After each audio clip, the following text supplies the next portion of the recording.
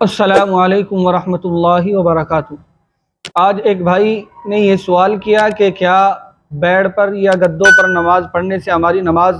ہو جائے گی؟ ایسا ہوتا ہے عام طور پر سردی کے موسم میں بھی، یا گھروں کے اندر خواتین بھی جو ہے بعض مرتبہ گدے اس طریقے کے نارمل کمرے میں بچھے ہوتے ہیں، یا اسی طریقے سے بیڈ ہے،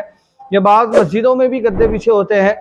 تو ان پر نماز پڑھنے کا کیا طریقہ ہے اور کس طرح نماز ہوگی یا نہیں؟ تو آپ اس مسئلے کو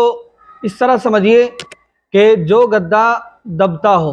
یعنی جس گدے پر سجدہ کرنے سے زمین کی طرح سختی معلوم نہیں ہوتی، تو اس پر نماز نہیں ہوگی۔ لیکن جو گدا ایسا ہے کہ سخت ہے وہ، اور اس پر ہم نماز پڑھ رہے ہیں تو ایسا محسوس جیسے زمین پر، یعنی وہ دبتا نہیں، وہ نارمل ہے اپنی حالت پر، تو پھر ایسے گدے پر نماز پڑھنے سے نماز ہو جائے گی۔ لیکن اگر وہ بیڈ یا وہ گدا جس پر ہم نماز پڑھ رہے ہیں وہ ایسا ہے کہ جب ہم اس پر سجدہ کر رہے ہیں تو وہ دبتا چلا جاتا ہے، اس پر زمین کی طرح ایک سختی نہیں ہے، تو پھر اس پر ہمیں نماز نہیں پڑھنی ہے، اس پر نماز پڑھنے سے ہماری نماز نہیں ہوگی۔ وہ گدا یا وہ بیڈ جس پر ہم نماز ادا کریں، یا جس چارپائی پہ، وہ چارپائی، وہ گدا، وہ بیڈ ہمارا بالکل ایسا سخت ہو جیسے ہم زمین پر سجدہ کر رہے ہیں، زمین پر ہم نماز پڑھ رہے ہیں۔ اور اگر یہ کیفیت، یہ حالت اس کی نہیں ہے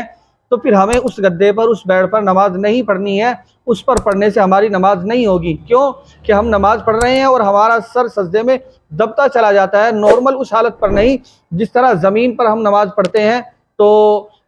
سر ہمارا بالکل نارمل حالت میں رہتا ہے۔ تو چنانچہ ہمیں ایسے گدے سے احتیاط کرنی ہے، اور اس پر ہمیں دھیان بھی رکھنا ہے اور غور کرنا بھی ہے کہ بعض خواتین گھروں میں یا بعض ہمارے مرد حضرات بھی کہیں نماز ایسی جگہ پڑھتے ہیں کہ بعض مرتبہ گدوں پر پڑھنا ہو جاتا ہے۔ سردی کا موسم میں عام طور پر یہ چیزیں استعمال زیادہ تر ہوتی ہے، تو ہم اس چیز کا خیال رکھیں کہ کیا گدے نارمل سخت ہیں یا پھر دبنے والے ہیں، دبنے والے پر ہمیں نماز نہیں پڑھنی ہے۔ مجھے امید ہے یہ کہ مسئلہ آپ کی سمجھ میں آ گیا ہوگا۔